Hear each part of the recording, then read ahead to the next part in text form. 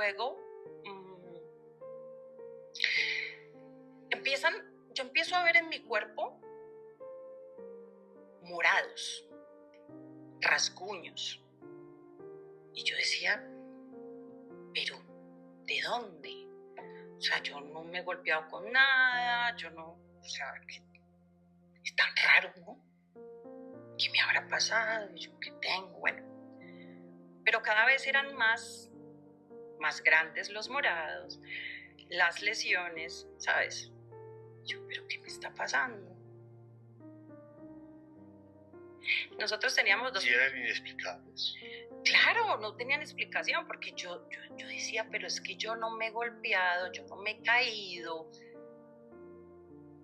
O sea, ¿por qué esto? Esto no tiene explicación, ¿sí? Y se veía que eran laceraciones y hematomas y equimosis por trauma, ¿sí? O sea, era evidente que era por trauma. Porque hay unos morados que de pronto uno dice, bueno, esto puede ser por mala circulación o por, no sé, o te tallaste con algo, en fin, pero no, esto era muy evidente.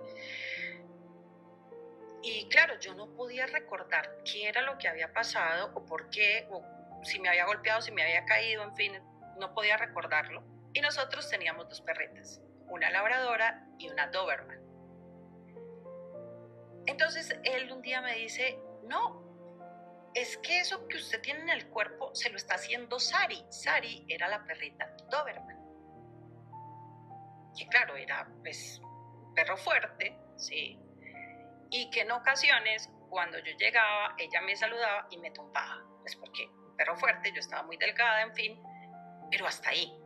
Yo no recordaba eventos como de juego con ella brusco que yo realmente pudiera decir sí, fue ella, pero yo terminé creyendo que sí, que era Sari, pues que Sari era la que me estaba generando esto. Y yo empiezo, Rafa, empiezo a ver flashes en mi mente.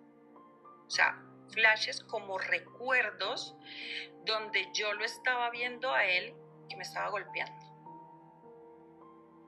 O donde yo lo estaba viendo que él me estaba agrediendo sexualmente. Pero eran flashes, o sea, eran imágenes que yo no podía decir que era un recuerdo, no lo podía decir, sino que eran imágenes así, que aparecían. Y yo decía, ¿y esto tan raro? No entendía qué era eso. Pensaba que de pronto me lo estaba imaginando, como ya a ese punto yo ya estaba convencida que estaba loca, que tenía un problema mental. Es más, en ese punto, Rafa, yo podía durar semanas en el cuarto, sin salir a ninguna otra área de la casa. ¿Y él disfrutaba eso?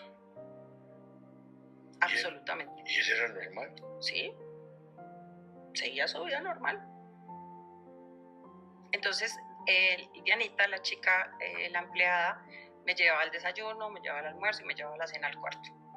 Y yo podía pasar 2 semanas enteras sin salir del cuarto a otras áreas de la casa. Porque en una ocasión yo salí en mi carro y me perdí. Después de conocer muy bien la ciudad, me perdí y entré en pánico. Y me costó mucho regresar a la casa. Regresar por la misma ruta que transitaba de forma frecuente. Y ese día yo dije, no, yo soy un peligro para otros. Porque qué tal que yo atropelle a alguien, qué tal que yo termine, no sé, o sea, me pierdo y ¿qué hago? O sea, entonces decidí que no podía volver a conducir y que no podía volver a salir. ¿Por qué eran los flashes? Esos flashes eran porque... ¿Y cómo lo determinaste? Mi mente me estaba mostrando lo que estaba pasando, pero de manera parcial, porque él me drogaba. ¿Te drogaba? Sí. ¿Con qué? me drogaba para que yo no recordara cuando él me golpeaba y me becaba. No puedo decirte con exactitud qué sustancia utilizaba, no te lo puedo decir porque pues nunca me hicieron pruebas toxicológicas. Y cuando yo estuve en terapia por estrés postraumático y en terapia que me permitió recordar todos esos eventos, pues ya había pasado mucho tiempo, pues era imposible determinarlo. Lo que sí recuerdo, Rafa, es que él me llevaba unos frascos de lo que presuntamente eran vitaminas y suplementos, precisamente para subir de peso porque estaba muy delgada y para fortalecer el cerebro y él me llevaba eso. Y no eran, digamos, el frasco decía vitamina B, pero la etiqueta no era una etiqueta de un laboratorio reconocido, ¿no? Pero yo tampoco desconfiaba de eso, ¿sabes? O sea, y ahí era donde él me daba la sustancia, que no sé cuál es, pero ahí era donde me daba la sustancia que me quitaba, ¿no? la conciencia. Y ahí hacía estos actos de abuso y de violencia, porque el psicópata cotidiano, es decir, ese que no cruza la línea criminal, que son la mayoría, porque la mayoría de psicópatas no cruzan la línea criminal, cuidan mucho su imagen pública. Entonces él necesitaba mantener esa imagen pública y él no iba a hacerme eso estando yo consciente, porque ya tenía cómo demostrar que había un abuso. Pero si yo no estaba consciente, ¿cómo iba a demostrarlo? Si ni siquiera lo podía recordar, ¿no? Y lo que recordaba eran, como te digo, flashes. Y hacía esto porque el psicópata tiene una personalidad sádica. Sí, el psicópata tiene una personalidad sádica. Sí. Si bien es cierto, la mayoría de psicópatas no cruzan la línea criminal, no es porque sean buenos o porque hayan psicópatas buenos. No, todos los psicópatas son personas perfectamente malvadas. Todos.